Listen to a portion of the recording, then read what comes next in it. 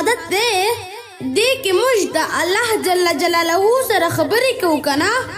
خپل رب سره مناجات کوو لکه د اصول فقه علما لیکي که یو څوک قسم وکړي چې زه له خپل رب سره خبرې کوم هغه ولاړ شي اودس وکړي 2 رکعاته لمونځ وکړي په خپل قسم کې نه حنس کېږي یعنی په خپل قسم کې نه راګرځي ځکه په دې لمانځه کې د رب سره خبرې کول دی لکه د دې ترڅنګ نبی کریم صلی الله علیه وسلم مبارک فرمایي ډېر لمونځګزار داسې دی چې کله دی لمونځ وکړي نو د هغوی لمونځ په یو پلیته ټوټه کې رانغښتل کېږي او د کس په مخ باندې ویشتل کېږي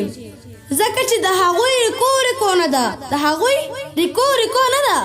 په ریکو به یو یا 2 وارې سبحان رب العظیم ویلی نه وي سر پرې پورته کړی وي کومه خو بالکل نشته